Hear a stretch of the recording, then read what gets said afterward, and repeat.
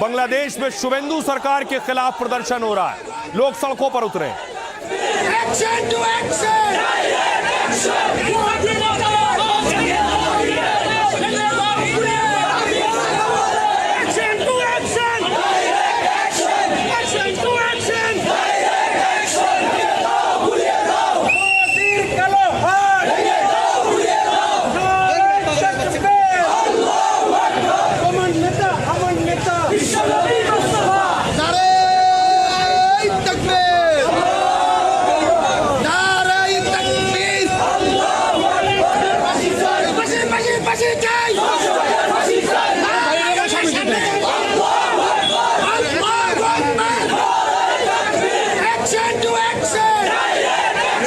आप देख रहे हैं, बंगाल में सरकार बनने के बाद कट्टरपंथी आज शुक्रवार की नमाज के बाद वहां प्रदर्शन कर रहे थे शुभेंदु के खिलाफ, सरकार के खिलाफ।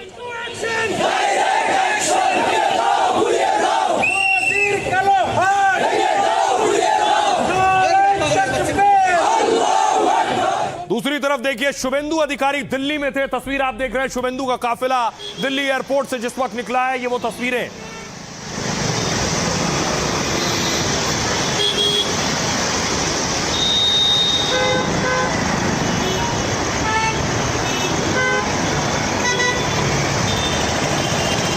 दूसरी तरफ शुभेंदु दिल्ली में थे तो प्रधानमंत्री नरेंद्र मोदी से शुभेंदु अधिकारी आज मिले। पीएम मोदी से मुलाकात की। इससे पहले शपथ के दौरान पीएम मोदी और शुभेंदु अधिकारी की मुलाकात हुई थी।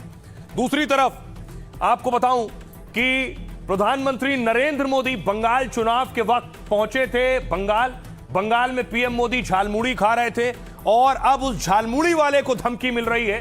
यह तस्वीर आप देख रहे हैं, झालमुड़ी वाले को जान से मारने की धमकी दी जा रही है और जो भी है बना दो। धमकी पड़ोसी मुल्क से आ रही है। झालमुड़ी खिलाओ। हाँ, अच्छे वाला कितने का होता है? 10-20। हाँ, जो भी है बना दो। हाँ, प्याज खाते हैं, दिमाग नहीं खाते, बस ज्यादा है तो ज्यादा खाएंगे। ये जो तस्वीर आप देख रहे हैं, इस झालमुड़ी वाले को धमकी दी जा रही है। देखिए जरा, ये झालमुड़ी वाला कह रहा है इसको बांग्लादेश से धमकी मिल रही है, वीडियो कॉल पर और फोन पर धमकी दी जा रही है। पाकिस्तान से फोन आ रहा है, पाकिस्तान से फोन आ रहा है, धमकी दे रहा है बम से उड़ा देंगे। पाकिस्तान से फोन आ रहा है, धमकी दे रहा है बम से उड़ा देंगे। और वीडियो कॉल हम रिसीव किए थे तो उन लोग ग्रुप में बहुत तरह के हथियार दिखा रहा था कि आपको हम उड़ा देंगे। फिर एक फोन में आ रहा है अभी जिंदा हो या नहीं हो, ये बांग्लादेश से आ रहा है। फिर एक फोन में आ रहा है अभी जिंदा हो या नहीं हो, ये बांग्लादेश से आ रहा है। तो झालमुड़ी वाला इतना डरा हुआ है, वो सोच रहा है मैंने तो किसी का कुछ नहीं बिगाड़ा, मेरी दुकान पर प्रधानमंत्री नरेंद्र मोदी आए और उन्होंने झालमुड़ी खाई और देखिए उसने दुकान बंद कर दी है। दो तस्वीरें देख रहे हैं, पहले दुकान खुली थी फिर शटर डाउन कर दिया है क्योंकि वो भी डरा और सहमा हुआ है।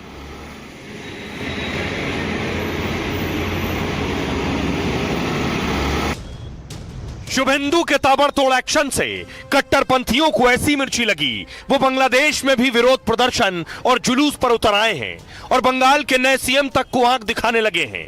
क्या कर पाएगा बांग्लादेश पाकिस्तान? क्या कर पाएगा बांग्लादेश पाकिस्तान? शुभेंदु सरकार और उनके फैसले पर जोर नहीं चला तो बांग्लादेशी कट्टरपंथी उस झालमुड़ी वाले को निशाना बना रहे हैं और धमका रहे हैं जो पीएम मोदी को झालमुड़ी खिलाकर रातों रात स्टार बन गया। अच्छे वाला कितने का होता है? 10-20। हाँ, जो भी है बना दो। हाँ, झालमुड़ी खाएगा? खाएंगे, बिल्कुल खाएंगे। तो कितना 10 रुपए देना है? दुकान में आए सर। हाँ, मोदी को झालमुड़ी खिलाने वाले को धमकी मिली तो शुभेंदु की पुलिस एक्शन और कड़ी सुरक्षा में जुट गई और शुभेंदु के साथ अब अमित शाह ने भी ऐलान कर दिया है कि घुसपैठियों पर चलेगा करारा हंटर। एक एक घुसपैठिए को चुन चुन कर देश के बाहर निकालेंगे। बांग्लादेश और पाकिस्तान की पूरी सीमा को हम अभेद करेंगे। और आइए अब आपको बताऊं कि झालमुड़ी वाले को धमकी कौन दे रहा है और क्यों दे रहा है। देखिए जरा, प्रधानमंत्री नरेंद्र मोदी पहुंचे थे इसकी दुकान पर। मोदी के झालमुड़ी खिलाने वाले दुकानदार को मारने की धमकी मिल रही है। उन्हें पाकिस्तान, बांग्लादेश, लगातार इन जगहों से धमकी भरे फोन आ रहे हैं। मोदी को झालमुड़ी खिलाने वाले विक्रम साहू देश भर में मशहूर हो गए। झालमुड़ी के बाद सबसे ज्यादा यह वीडियो वायरल हुआ था और उसके बाद चारों तरफ झालमुड़ी की सेल बढ़ गई। लेकिन अभी झालमुड़ी बेचने वाला और उनका परिवार धमकी के खौफ में है और पुलिस में शिकायत की है उन्होंने। विक्रम ने कहा कि पाकिस्तान से फोन आया और कहा कि मुझे बम से उड़ा देंगे। एक बार तो वीडियो कॉल भी आया जिसमें कुछ लोग हथियार दिखा रहे थे। मैंने कुछ नहीं कहा, फोन काट दिया तो वो बार बार कॉल कर धमकी दे रहे थे, कह रहे थे कि तुम्हें मार देंगे और तुम्हारी झालमुड़ी की दुकान भी उड़ा देंगे। फिर बांग्लादेश से फोन आया और पूछा गया कि मैं जिंदा हूं या मर गया हूं। अनजान नंबरों से बहुत से फोन आ रहे हैं, गाली गलौज और धमकाया जा रहा है। खौफ में विक्रम या तो झालमुड़ी दुकान बंद रखते हैं या खुद दुकान पर नहीं बैठते हैं। मामले की गंभीरता को देखते हुए बंगाल पुलिस ने जांच के आदेश दिए। विक्रम और उनकी झालमुड़ी दुकान को पुलिस सुरक्षा मुहैया कराई गई है। विक्रम साहू मूल रूप से बिहार के गया जिले के रहने वाले हैं। आर्थिक तंगी के कारण वो 9वीं कक्षा के बाद पढ़ाई छोड़ चुके हैं और कई सालों से झारग्राम में झालमुड़ी बेचकर घर परिवार चला रहे हैं। झालमुड़ी बेचकर वो रोज 1000 से 1200 रुपए कमा लेते हैं। चुनाव प्रचार के दौरान पीएम मोदी ने उनकी दुकान पर आकर झालमुड़ी खाई। उनकी दुकान पर झालमुड़ी खाने वालों की कतार लग गई। उसके बाद विक्रम साहू रातों रात सोशल मीडिया के स्टार बन गए, लेकिन झालमुड़ी की शोहरत अब उनके लिए खौफ की वजह बन गई है। सुनिए जरा क्या कुछ कह रहे हैं विक्रम साहू। पाकिस्तान से फोन आ रहा है, धमकी दे रहा है, बम से उड़ा देंगे। और वीडियो कॉल हम रिसीव किए थे तो उन लोग ग्रुप में बहुत तरह के हथियार दिखा रहा था, माने चौक लाल करके पूरा दिखा रहा था, आंख लाल करके, कि आपको हम उड़ा देंगे ऐसा। आप क्या बोलेंगे? हम उनको कुछ भी नहीं बोले, फोन कट कर दिए। फिर एक फोन में आ रहा है अभी जिंदा हो या नहीं हो, ये बांग्लादेश से आ रहा है, बार बार हमें परेशान कर रहा है। ऑडियो कॉल में बहुत फोन आ रहा है, गाली गलौज कर रहे हैं। आएगा तो कोई बात नहीं है, बहुत सारे के पास जा रहा है, क्या कर पाएगा बांग्लादेश पाकिस्तान। बेशक धमकी मिल रही हो, लेकिन झालमुड़ी वाले की सुरक्षा बढ़ा दी गई है। दूसरी तरफ बंगाल में देखिए क्या हो रहा है। बंगाल में अभी भी क्रूड बम मिल रहे हैं। 31 क्रूड बम जब्त किए हैं।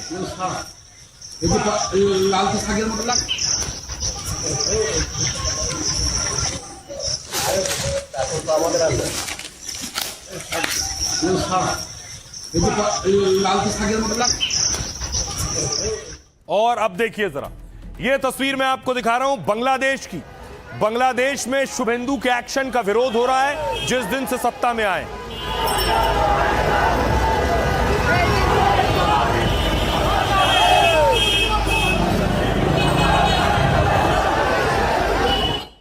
दूसरी तस्वीर आई आज शुक्रवार को नमाज बाद की यह तस्वीर है जब लोग सड़कों पर उतरे और शुभेंदु के लगातार बंगाल में जो कार्रवाई की जा रही है, चाहे वो बुलडोजर एक्शन हो या अतिक्रमण हटाना हो या नए ऑर्डर शामिल हो, उसके खिलाफ विरोध हो रहा है बांग्लादेश।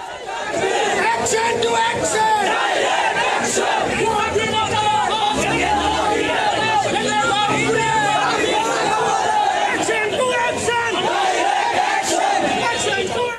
अब देखिए जरा बांग्लादेश को परेशानी क्या हो रही।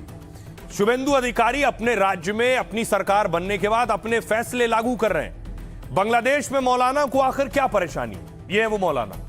बंगाल में सीएम शुभेंदु ने घुसपैठ और पशु वैध पर कड़ा फैसला लिया है, तो उसका असर भारत के पड़ोसी देश बांग्लादेश पर नजर आ रहा है। जुमे की नमाज के बाद ढाका समेत कई जगह भारत विरोधी जुलूस निकले। बांग्लादेश में कट्टरपंथियों ने भारत और बंगाल विरोधी नारे लगाए। आरोप लगाया कि बंगाल में मुस्लिमों के साथ ज्यादती की जा रही है। बंगाल में बीजेपी की जीत के बाद मुसलमानों पर अत्याचार हो रहे हैं, यह आरोप लगाया जा रहा है। कट्टरपंथियों ने सीएम शुभेंदु को धमकी दी और विवादित बयान भी दिया। 2 दिन पहले भी पशु वध के नियम के खिलाफ कट्टरपंथी सड़क पर उतरे थे। एक कट्टरपंथी मौलाना, इनका नाम है इनायतुल्लाह अब्बासी, शुभेंदु को धमकी दी। कहा अगर शुभेंदु सरकार में बंगाल में मुस्लिमों पर जुल्म नहीं रुका तो बांग्लादेश में रहने वाले अल्पसंख्यक हिंदू सुरक्षित नहीं रह पाएंगे। सीएम शुभेंदु को बॉर्डर पर दफन करने जैसे विवादित बयान दिए। ज्यादातर कट्टरपंथी जमाते इस्लामी से जुड़े बताए जा रहे हैं। बांग्लादेश में जमाते इस्लामी जैसे दल भारत विरोधी राजनीति करते हैं। मोहम्मद यूनुस की सरकार में इस तरह के विरोध काफी बढ़ गए। तारिक रहमान ने पीएम बनने के बाद भारत से रिश्ते सुधारने की कोशिश की, लेकिन बंगाल में बीजेपी सरकार बनने के बाद से बांग्लादेशी कट्टरपंथी भड़के हुए। आरोप लगते हैं कि जमाते इस्लामी जैसे संगठन टीएमसी का समर्थन करते हैं। बॉर्डर सील होने और घुसपैठ के रूट बंद होने के डर से भी इनमें बेचैनी है। जानकार मानते हैं कि इसी बेचैनी में वो जहरीले बयान दे रहे हैं। तो क्या वो बंगाल में सांप्रदायिक हिंसा को हवा देने की कोशिश कर रहे हैं, इसलिए अपने बयानों से वो लोगों को उकसा रहे हैं। सुनिए जरा मौलाना और कट्टरपंथी क्या कह रहे हैं बांग्लादेश के। हम अगर मस्जिद के माइक पर अजान नहीं दे पाए तो उसके मंदिर से भी किसी माइक की आवाज नहीं आनी चाहिए। हम जिहाद करके जिंदा रहना चाहते हैं, ये सब बंद नहीं हुआ तो भारतीय दूतावास का घेराव करेंगे। बीजेपी के आने के बाद मुस्लिम लोगों के घरों और मस्जिदों को निशाना बना रहे हैं और तोड़फोड़ कर रहे हैं। ये हमारी जिम्मेदारी है कि हम इसका विरोध करते हैं। भारत सरकार ने ये तय किया है कि हम न केवल घुसपैठ को रोकेंगे, एक एक घुसपैठिए को चुन चुन कर देश के बाहर निकालेंगे। कौन नया घुसपैठिया आया है, क्या रूट है, कहां से तस्करी हो रही है, कहां से गौ तस्करी हो रही है, ये सारे रूटों को चुन चुन कर बंद करना, समाप्त करना, ये बीएसएफ की जिम्मेदारी है। सीमा सुरक्षा बल के जवानों को भरोसा दिलाना चाहता हूं कि ये 60वें साल में ही हम स्मार्ट बॉर्डर प्रोजेक्ट को लॉन्च कर बांग्लादेश और पाकिस्तान की पूरी सीमा को हम अभेद करेंगे और इससे आपके काम में आपको बहुत बड़ी तकनीकी सहायता उपलब्ध हो जाएगी। और क्या यही वजह है कि बांग्लादेश में कट्टरपंथी परेशान है, क्योंकि बॉर्डर सील हो रहे हैं और जो उनकी अब तक मनमर्जी चलती थी वो अब बंद होगी। इसके अलावा यह भी एक वजह है, कहा जाता है बहुत से पशु तस्करी होती थी। अब हाल ये है कि बंगाल में कोई गाय खरीदने को तैयार नहीं है। जो लोग गाय बेचने आते हैं, गाय हत्या के लिए, कुर्बानी के लिए, वहां कोई गाय खरीद नहीं रहा।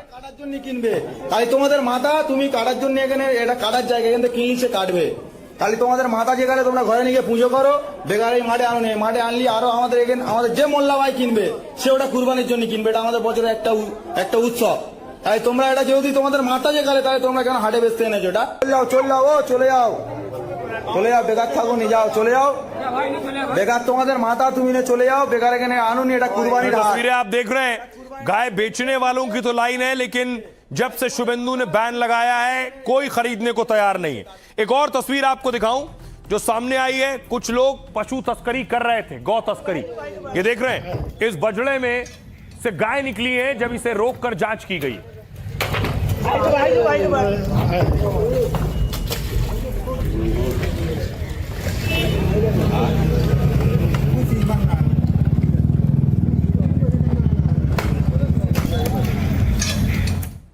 और यह सख्ती बढ़ाई गई है क्योंकि बकरीद है।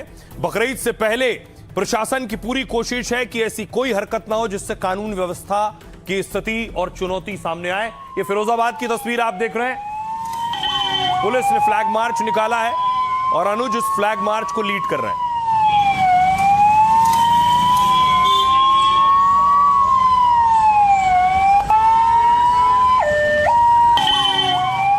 चौधरी फिरोजाबाद में पोस्टर ने फ्लैग मार्च कर रहे हैं और हालात का जायजा ले रहे हैं। अब आपको बताऊं, हर राज्य ने बकरीद में अपने अपने दिशा निर्देश जारी किए, किन का पालन करना है, किन चीजों का।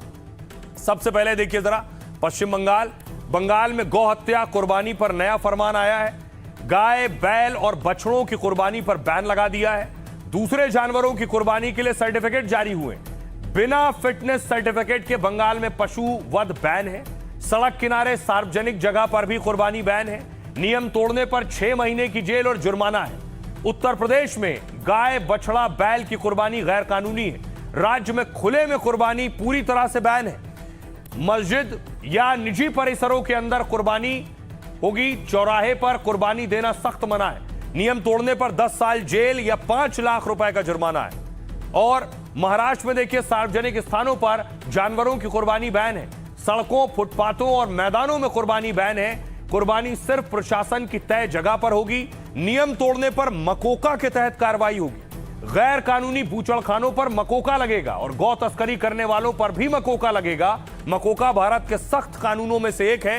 अंडरवर्ल्ड माफिया को खत्म करने के लिए 1999 में शुरू किया गया। मकोका में 15 की बजाय 30 दिन की रिमांड मिलती है और दोषी पाए जाने पर 5 साल जेल से फांसी तक संभव है। दिल्ली में देखिए, बकरीद पर गौवंश, गाय की कुर्बानी गैर कानूनी है। बछड़ा और ऊंट की कुर्बानी पर भी बैन है। सार्वजनिक स्थानों पर पशुओं की खरीद बिक्री गैर कानूनी है। सार्वजनिक स्थानों पर भी कुर्बानी बैन है। ऐसा करने वालों पर आपराधिक मुकदमा दर्ज होगा। सिर्फ वैध स्थलों पर भी कुर्बानी की इजाजत है। सुनिए जरा, अलग अलग राज्यों के अपने अलग अलग नियम हैं, सुनिए सियासतदानों को। गो हत्या करना ये कोई धार्मिक परंपरा नहीं है, धर्म के साथ जुड़ा हुआ नहीं है। इस्लाम जहां से आई वहां तो गाय है ही नहीं। जानबूझ करके हिंदू समाज को दुखी करने के लिए यहाँ गो हत्या होता था, और कानून को मानते हुए अपना त्योहार को मनाना चाहिए। इसमें सबकी भलाई है, खुद मिलजुल करके खुशी से मनाए उत्सव। भाजपा का पॉलिसी हम समझ नहीं पाते। ये मुस्लिम लोगों को जो कुर्बानी है उसके ऊपर ये स्टेट में कुछ एम्बार्गो दिया है, लेकिन वही सेम चीज एक्सपोर्ट हो रहा है। सेंट्रल गवर्नमेंट फॉरेन एक्सचेंज के लिए वो एक्सपोर्ट कर रहा है। तो ये क्या डबल स्टैंडर्ड पॉलिसी है? बंगाल में वो बारन कर रहा है और दिल्ली से वो एक्सपोर्ट कर रहा है। माहौल खराब करने के लिए कर रहे हैं, नफरत पैदा करने के लिए कर रहे हैं। कर क्यों रहे हैं? विवाद पैदा करना है।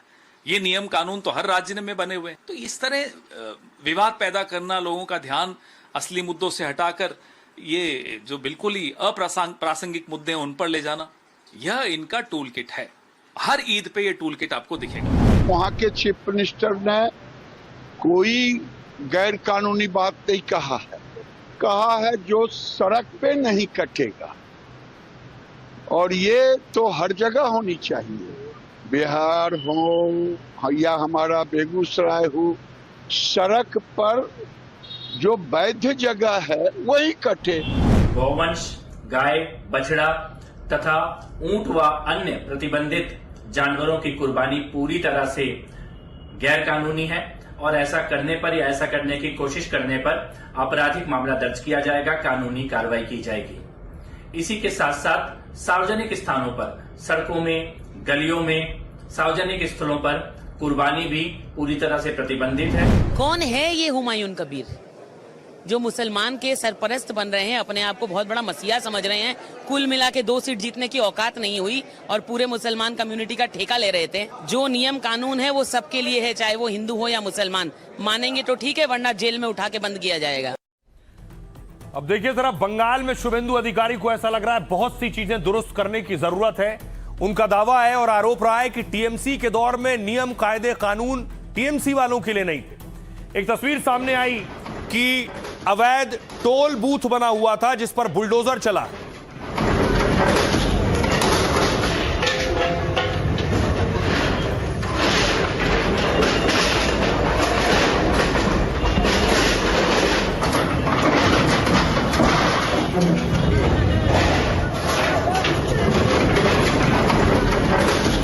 अब देखिए जरा, दूसरी तरफ एक तस्वीर सामने आई है हुगली से। ममता बनर्जी के करीबी तस्वीर आप देख रहे हैं। ये 2 तस्वीरें मैं आपको दिखा रहा हूं। एक तस्वीर आप देख रहे हैं, ममता राज में एक डॉन रहा जिसका नाम था सोना पप्पू, उसके ठिकाने पर रेड हुई है, जो पहली तस्वीर आप देख रहे हैं। दूसरी तस्वीर जो आप देख रहे हैं, डीसीपी शांतनु के घर पर रेड हुई है, और बताया जाता है दोनों मिलकर बड़े काम कर रहे थे, जिसके बाद ये एक्शन हुआ है।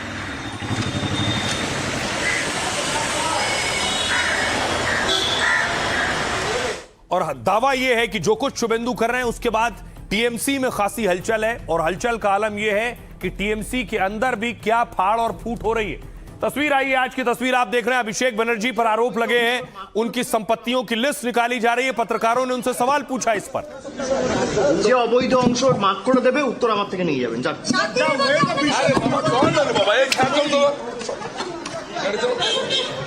ये जो तस्वीर आप देख रहे हैं, अभिषेक बनर्जी ममता बनर्जी के भतीजे हैं, और शुभेंदु ने कई बार दावा किया, उनकी सरकार ने दावा किया कि लिस्ट निकलवाई जा रही है ममता बनर्जी के भतीजे की कितनी संपत्ति है, कहां कहां संपत्ति है, उसके बाद उसकी जांच होगी। अब क्या ममता बनर्जी की पार्टी में भगदड़ की स्थिति है? कई नेता छोड़ छोड़कर भाग गए। देखिए जरा, बंगाल में हार के बाद ममता बनर्जी की टेंशन बढ़ती जा रही है। ममता के करीबी पूर्व मंत्रियों की गिरफ्तारी हुई तो पार्टी के कई बड़े सांसद और विधायक बागी हो गए। कई नेता, पार्षद और करीबी उनका साथ छोड़ने लगे। उत्तर 24 परगना में टीएमसी के 30 से ज्यादा पार्षदों ने इस्तीफा दे दिया है। खबर है कि कोलकाता के मेयर हैं, ये आप तस्वीर देख रहे हैं, फिरहाद हकीम भी इस्तीफा दे सकते हैं। फिरहाद हकीम टीएमसी के बड़े अल्पसंख्यक नेता माने जाते हैं। ममता सरकार में शहरी विकास और नगर पालिका मंत्री रहे। फिरहाद आजादी के बाद से कोलकाता के पहले मुस्लिम मेयर हैं, लेकिन खबर है कि वो अब मेयर पद और टीएमसी छोड़ना चाहते हैं। इससे पहले कई सांसद और विधायक भी बगावत का संकेत दे चुके हैं। शुभेंदु सरकार के फैसले के खिलाफ ममता ने जब धरना दिया तो इसमें टीएमसी के 80 में से महज 36 विधायक मौजूद रहे। विरोध प्रदर्शन से 44 विधायकों की गैर मौजूदगी से हड़कंप मचा। क्या ममता की पार्टी में कलह और बड़ी दरार पड़ गई है? क्या ममता और अभिषेक की नीति और फैसले से नाराजगी बढ़ी है? खबर है कि पिछले दिनों ममता बनर्जी के घर हुई बैठक में अभिषेक बनर्जी का विरोध हुआ। कुछ विधायकों ने अभिषेक बनर्जी पर फैसले थोपने का आरोप लगाया।